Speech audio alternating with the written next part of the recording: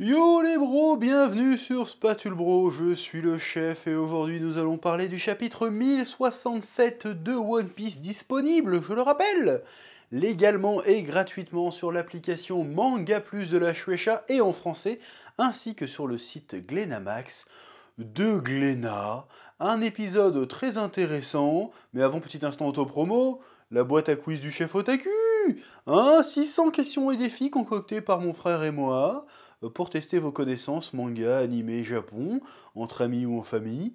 Voilà, c'est bientôt Noël, petit cadeau sympathique. Le lien est dans la description, est disponible dans toutes les librairies, les FNAC et tout ça. Oui. Tu vois ce que je veux dire? C'est débile. Calmos, les amis. Ah, j'aime bien ça. Ça, c'est bon. C'est la manière la plus stylée de voler. C'est pas la Superman, mec, les bras devant, on s'en bat les couilles de ça. Tu fais oh. Et en fait, il est éclaté comme film.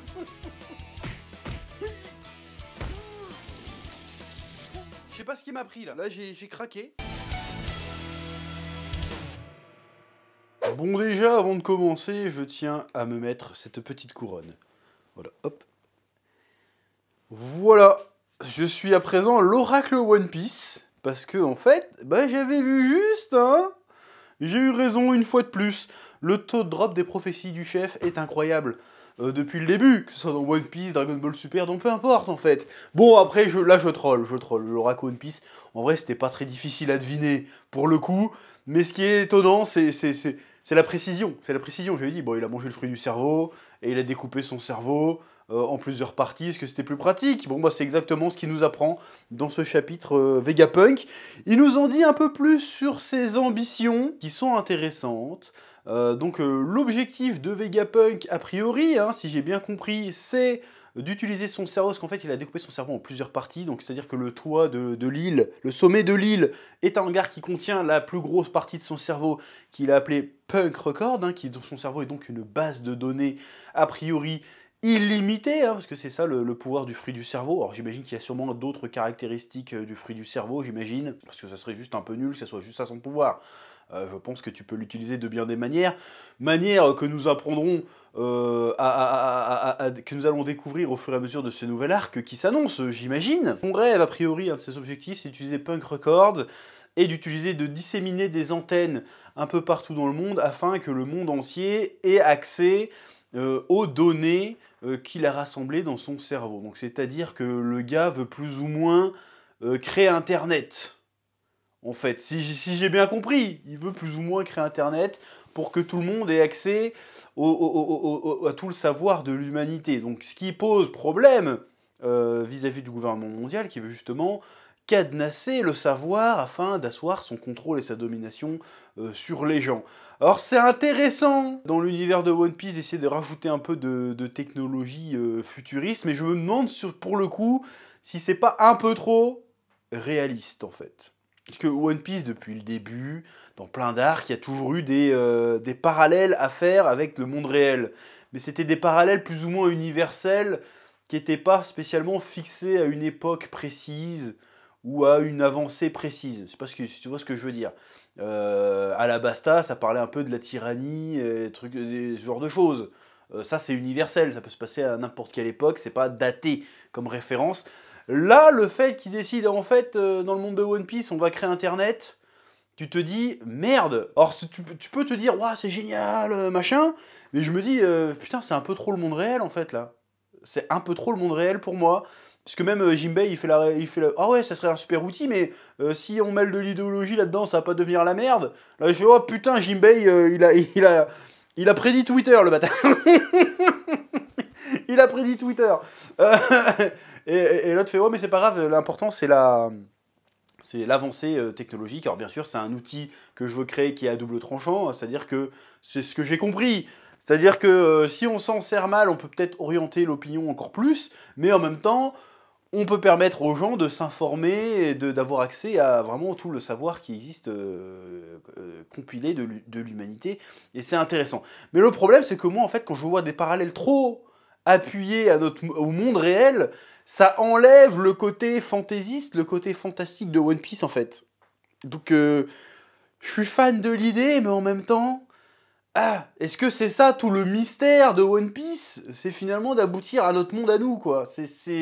Je sais pas si j'exprime bien ce que je veux dire, mais je suis plus émerveillé en fait. Que tu me dis en fait le gars il veut créer internet, bon c'est pas comme ça qu'il l'a dit, mais en gros c'est ça, le gars veut créer internet, fait ouais d'accord, qu'est-ce que ça a de... Ça me fait pas rêver. Ça se dit ah d'accord il veut juste créer internet, super. Tu vois ce que je veux dire ou pas? C'est un peu... ça m'a un peu refroidi sur le coup.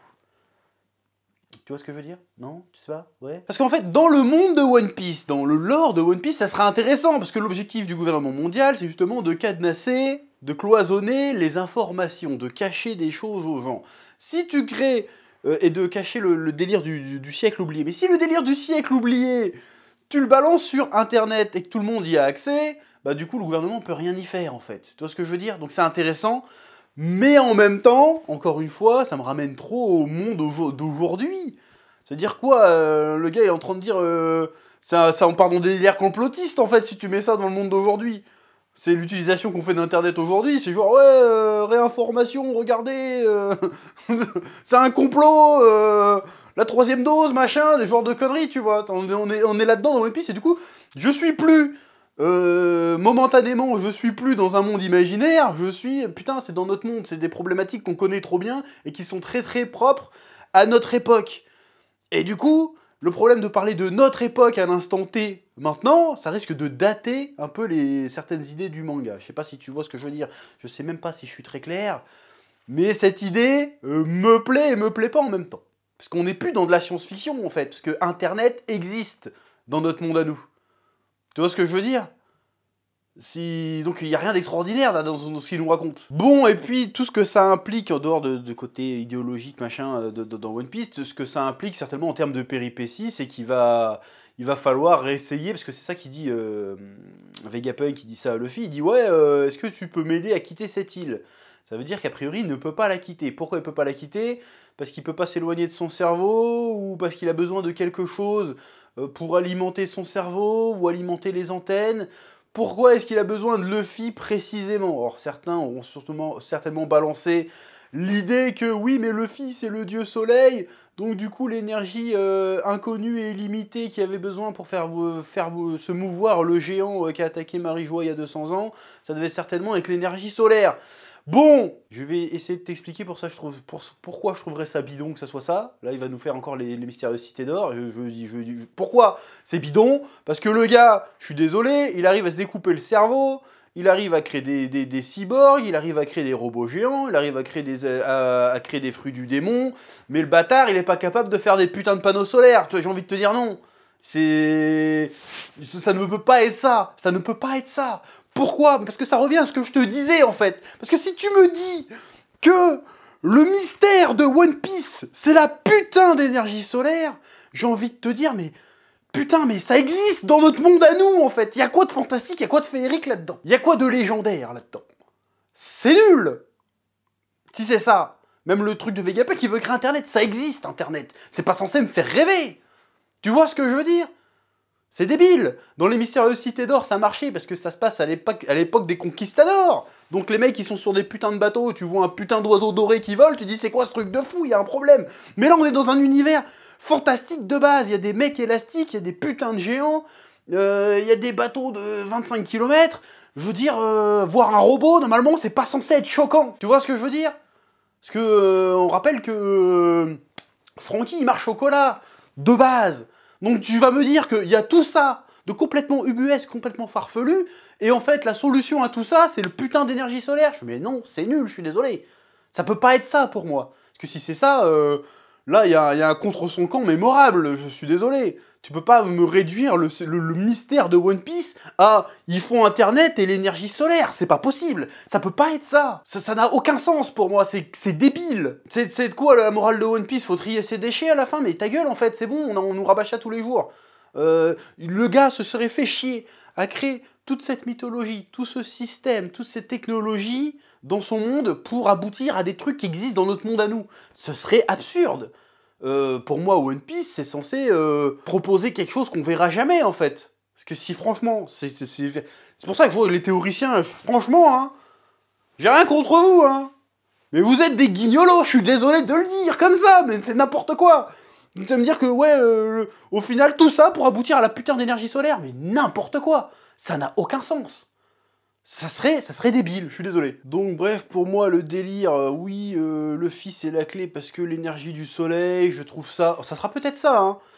Mais franchement, je trouverais que ça manquerait vraiment d'imagination. Alors que ça fait quelque temps maintenant que dans l'univers de One Piece, on a introduit le haki. Il y a peut-être quelque chose à jouer à ce niveau-là, peut-être. Peut-être qu'il y avait... peut-être qu'il y a 900 ans, il y a des gens qui ont trouvé un moyen d'utiliser le haki comme une puissance d'alimentation ou un truc du genre. Peut-être. Après, je dis de la merde, j'ai des idées comme ça, mais je trouve que ça serait beaucoup plus intéressant que de juste dire « c'est l'énergie du soleil ». Non, c'est pas... Ce serait vraiment pas dingue, je trouve. Enfin bref, donc le chapitre se finit sur le fait que le Cypherfall 0 arrive sur Egghead, je crois que c'est ça.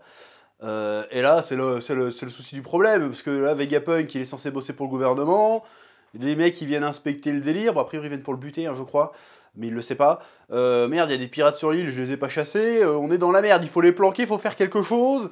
C'est le début des problèmes. Bon, après, est-ce que le Rob Lucci... Bon, j'imagine qu'il a dû muscler son jeu depuis, parce que là, il y a 15 piges, le fil lui a mis une branlée.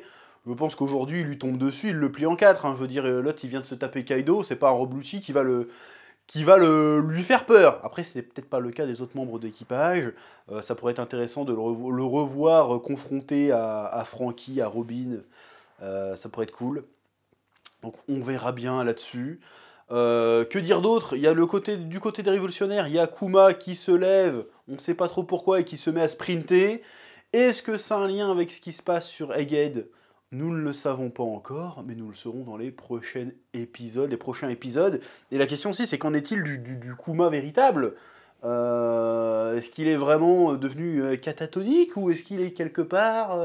Il y a peut-être un lien avec la technologie des antennes. Ça se trouve, Vegapunk, encore moment oracle. Ça se trouve, il a le fruit du cerveau. Peut-être qu'il peut copier le cerveau des gens, il peut copier la mémoire des gens aussi. Peut-être qu'il peut faire ça. Du coup, il a sauvegardé Kuma quelque part, et il est peut-être probablement capable de le restaurer. Peut-être. Parce que si c'est juste le pouvoir du fruit du cerveau, c'est juste de faire grandir ta tête avec tes connaissances, c'est assez limité finalement. On voit bien qu'avec le fruit de Luffy, le fruit des autres, ils ont plusieurs utilisations possibles à leurs fruits. Plusieurs capacités offertes par leurs fruits. Donc, ça m'étonnerait pas qu'il y ait un délire comme ça, genre je peux copier la mémoire, je peux copier les esprits, peut-être que du coup, c'est une forme, pas d'immortalité, mais en tout cas, il y a moyen de retrouver le Kuma de base, qui doit avoir moult informations à nous donner, ce personnage. On peut pas mettre l'emphase à ce point sur ce personnage depuis autant d'années, juste pour dire non, mais il a fini cramé du cerveau. Il y a un bail, pour moi il y a un bail derrière, et à un moment donné on va revoir le mec original, et il va nous raconter des choses très intéressantes, je l'imagine. Bref, c'est à peu près tout ce que j'ai à dire pour ce chapitre de One Piece, qui était plutôt riche en informations et plutôt intéressant. Sur ce, je vous dis à bientôt sur Spatule Bro, un petit pouce bleu, petit commentaire pour le référencement, et que la passion vous guide. Oui.